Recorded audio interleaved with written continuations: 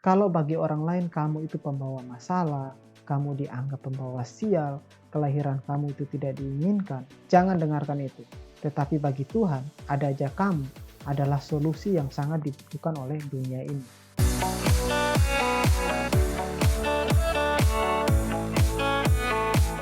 Halo teman-teman, jumpa lagi bersama David di sini. Pernah nggak kamu melihat sebuah perusahaan yang sengaja mendesain produknya untuk gagal di pasar atau alias tidak berfungsi? Tentu saja tidak ada kan? Semua perusahaan yang waras akan melakukan riset dan pengembangan, serta berlomba-lomba untuk menjadi yang terdepan dalam menjawab segala kebutuhan konsumen. Mereka mempromosikan bahwa mereka lah yang terdepan dalam inovasi, pilihan nomor satu konsumen, dan yang terbaik.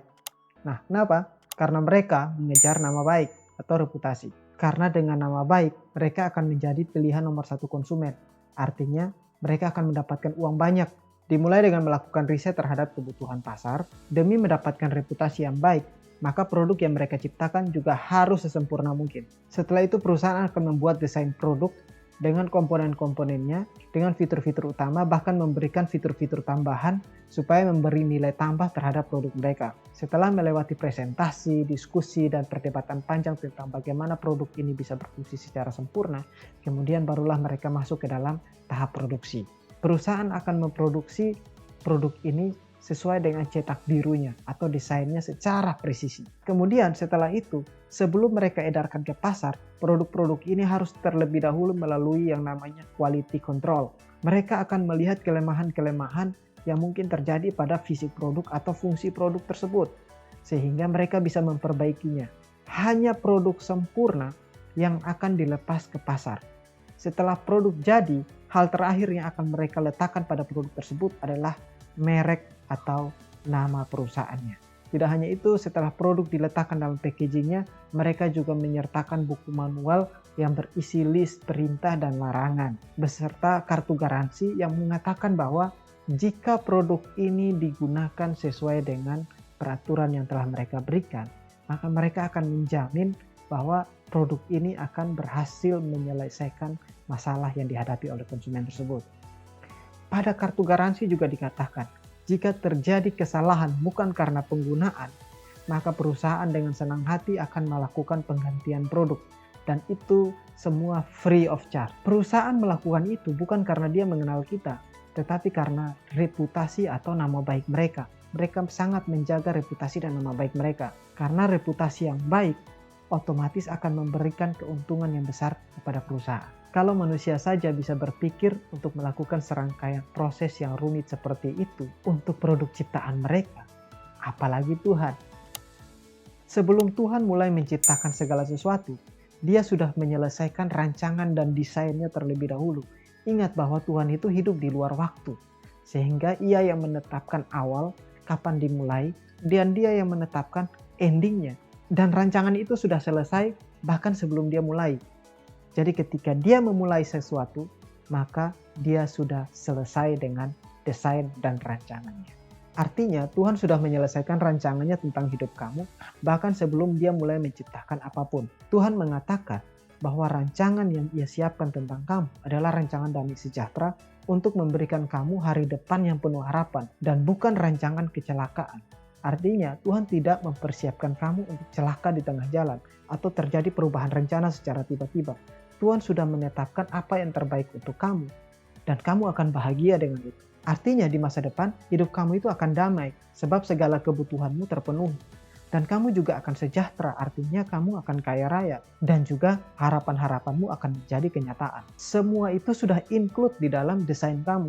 Bayangkan Tuhan itu Maha Tahu. Dia tahu tentang masa depan juga.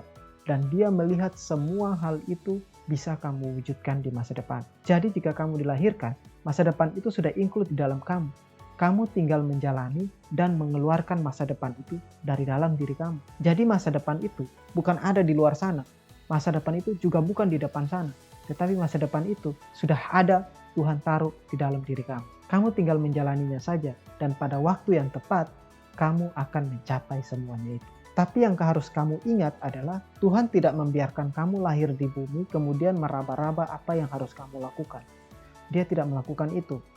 Dia menyertakan bersama kamu buku manual supaya kamu tidak perlu bereksperimen tentang hidup kamu. Dia butuh kamu membaca buku manual atau kitab suci sebelum kamu mulai mengoperasikan hidup kamu. Dia memberi garansi bahwa kalau kamu berlaku setia dan taat terhadap apa yang diperintahkan, maka kamu akan berhasil dan beruntung. Dia juga akan memberikan apa yang kamu inginkan. Dia akan membuat hidupmu berkelimpahan. Dia akan melindungi kamu dan membuat kamu menjadi teladan bagi bangsa-bangsa. Jadi kalau kamu malas membaca buku manualnya, kemudian kamu melakukan hal-hal yang dilarang, lalu kamu gagal, maka kamu tidak bisa untuk menyalahkan perusahaan pembuatnya.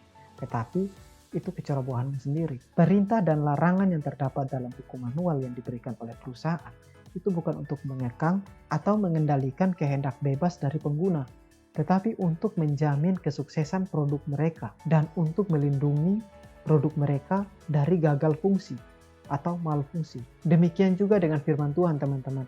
Itu bukan untuk mengekang manusia, tetapi untuk memberi petunjuk dan untuk menjamin keberhasilan kita dalam mencapai tujuan yang telah Tuhan tetapkan bagi kita masing-masing.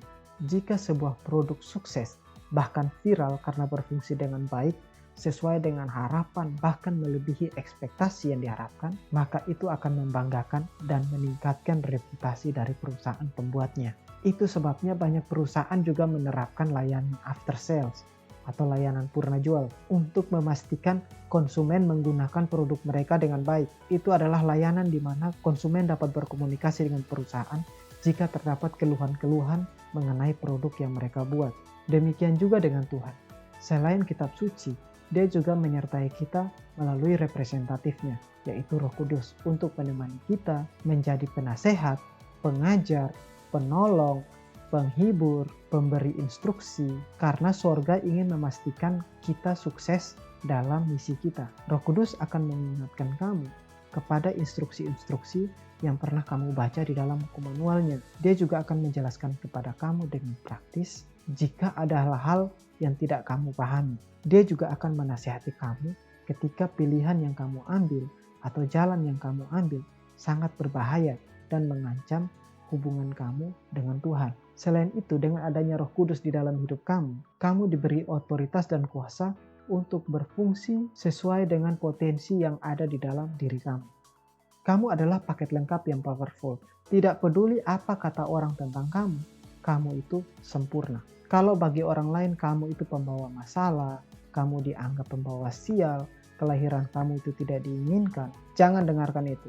Tetapi bagi Tuhan, ada aja kamu adalah solusi yang sangat dibutuhkan oleh dunia ini.